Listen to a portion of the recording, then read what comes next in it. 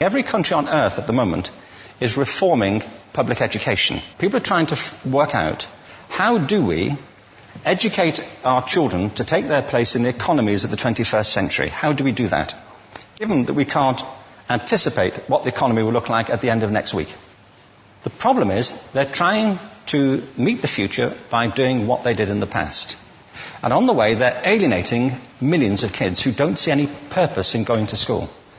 When we went to school, we were kept there with a story, which was if you worked hard and did well and got a college degree, you would have a job. Our kids don't believe that. And they're right not to, by the way. You're better having a degree than not, but it's not a guarantee anymore. And particularly not if the route to it marginalizes most of the things that you think are important about yourself. The problem is that the current system of education was designed and conceived and structured for a different age. It was conceived in the intellectual culture of the Enlightenment and in the economic circumstances of the Industrial Revolution. But running right through it was an intellectual model of the mind, which was essentially the Enlightenment view of intelligence. That real intelligence consists in the capacity for a certain type of deductive reasoning and a knowledge of the classics originally, what we come to think of as academic ability. And this is deep in the gene pool of public education, that there are really two types of people, academic and non-academic, smart people and non-smart people. And the consequence of that is that many brilliant people think they're not, because they've been judged against this particular view of the mind. So we have twin pillars, economic and intellectual. And my view is that this model has caused chaos in many people's lives. It's been great for some. There have been people who have benefited wonderfully from it. But most people have not. Our children are living in the most intensely stimulating period in the history of the earth. They're being besieged with information and calls for their attention from every platform, computers, from iPhones, from advertising holdings, from hundreds of television channels. And we're penalizing them now for getting distracted. From what? Boring stuff. At school, for the most part. It seems to me it's not a coincidence totally that the incidence of ADHD has risen in parallel with the growth of standardized testing. I believe we have a system of education that is modeled on the interests of industrialism and in the image of it. I'll give you a couple of examples. Schools are still pretty much organized on factory lines, ringing bells, separate facilities, specialized into separate subjects. We still educate children by batches. We put them through the system by age group. Why do we do that?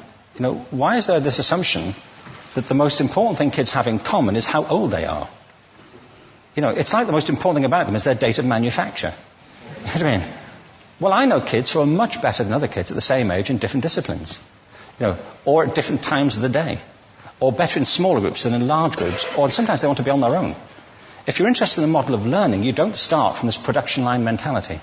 It's essentially about conformity, and increasingly it's about that as you look at the growth of standardized testing and standardized curricula. And it's about standardization. I believe we've got to go in the exact opposite direction. That's what I mean about changing the paradigm.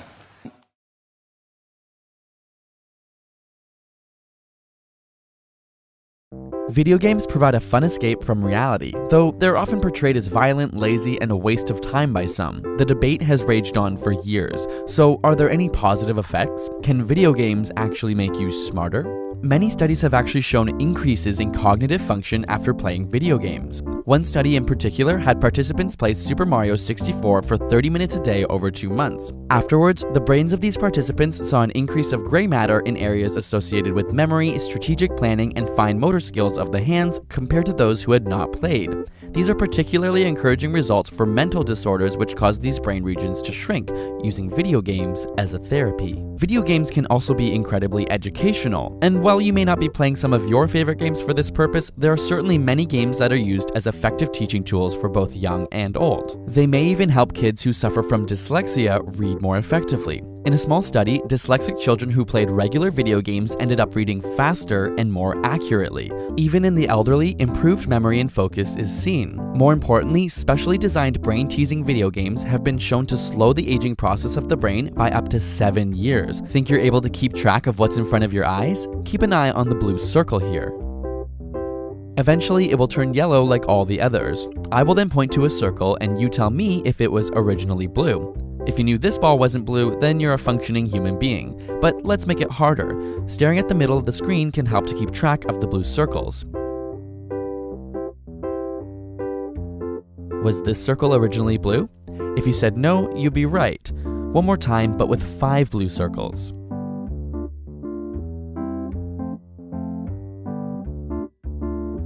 Was this one originally blue? Yep, it was. It turns out the average person can track about 3 to 4 objects, while practiced action gamers can track around 6 to 7. Finally, as technology continues to transform medicine, surgeries are being completed with the insertion of cameras and remote-controlled tools. And these surgeries have very clear parallels to video games with a screen and a controlling device. Not surprisingly, young doctors with previous exposure to video games show fewer errors and faster completion than those without.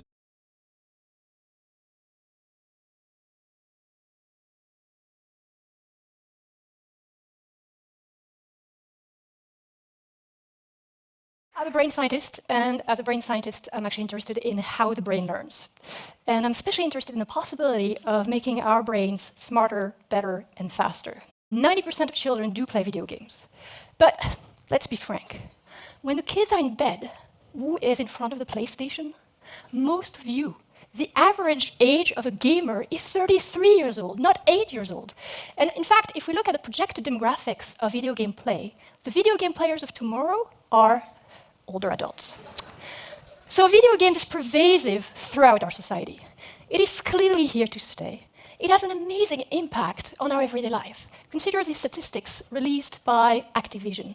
After 1 month of release of the game Call of Duty Black Ops, it had been played for 68,000 years worldwide. The name of the game is to get after your enemies, zombie bad guys, before they get to you, right?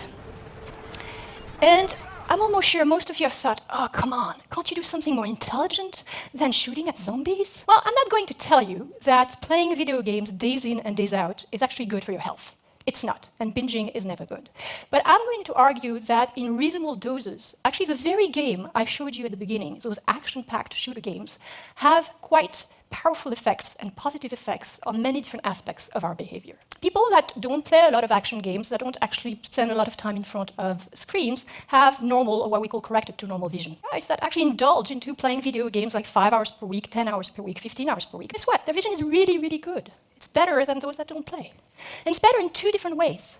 The first way is that they're actually able to resolve small detail in the context of clutter. The other way that they're better is actually being able to resolve different levels of gray. So we're actually leveraging that work to develop games for patients with low vision and to have an impact on retraining their brain to see better. So in the same way that we actually see the effects of video games on people's behavior, we can use brain imaging and look at the impact of video game on the brain. And we do find many changes, but the main changes are actually to the brain networks that control attention. So one part is the parietal cortex, which is very well known to control the orientation of attention. The other one is the frontal lobe, which controls how we sustain attention. And another one is the anterior cingulate, which controls how we allocate and regulate attention and resolve conflict. Now, when we do brain imaging, we find that all 3 of these networks are actually much more efficient in people that play action games. You all know about multitasking. You all have been faulty of multitasking. Now, we can measure that kind of skills in the lab. We design tasks on the computer where we can measure to the millisecond accuracy how good they are at switching from one task to another. When we do that, we actually find that people that play a lot of action games are really, really good. They switch really fast, very swiftly, they pay a very small cost. When we think about the effect of video games on the brain, it's very similar to the effect of wine on health. There are some very poor use of wine. There are some very poor use of video games. But when consumed in reasonable doses and at the right age, wine can be very good for health. There are actually specific molecules that have been identified in red wine as leading to greater life expectancy. So it's the same way, like those action video games have a number of ingredients that are actually really powerful for brain plasticity, learning, attention, vision, etc. And so we need, and we're working on understanding what are those active ingredients so that we can really then leverage them to deliver better games either for education or for rehabilitation of patients. I'm much more interested in taking any of you and showing that by forcing you to play an action game, I can actually change your vision for the better. Whether you want to play that action game or not, right? That's a point of rehabilitation or education. Most of the kids don't go to school saying, great, 2 hours of math.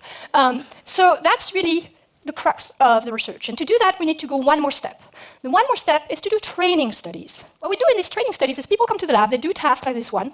We then force them to play 10 hours of action games. They don't play 10 hours of action game in a row. They do distributed practice, so little shots of 40 minutes, several days over a period of 2 weeks.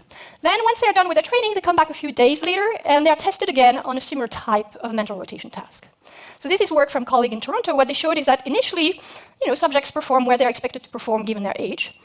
After 2 weeks of training on action video games, they actually perform better. And the improvement is still there 5 months after having done the training. That's really, really important. Why? Because I told you, we want to use these games for education or for rehabilitation. We need to have effects that are going to be long-lasting. Now, at this point, a number of you are probably wondering, well, what are you waiting for putting on the market a game that would be good for the attention of my grandmother and that she would actually enjoy, or a game that would be great to rehabilitate the vision of my grandson who has amblyopia, for example? Well, we're working on it, but here is a challenge. There are brain scientists like me that are beginning to understand what are the good ingredients in games to promote positive effects. And that's what I'm going to call the broccoli side of the equation. There is an entertainment software industry which is extremely deft at coming up with appealing products that you can't resist. That's the chocolate side of the equation. The issue is we need to put the two together, and it's a little bit like with food. Who really wants to eat chocolate-covered broccoli? None of you. And you probably have had that feeling, right? Picking up an education game and sort of feeling, it's not really fun, it's not really engaging. So what we need is really a new brand of chocolate. A brand of chocolate that is irresistible, that you really want to play, but that has all the ingredients, the good ingredients that are extracted from the broccoli that you can't recognize, but are still working on your brains.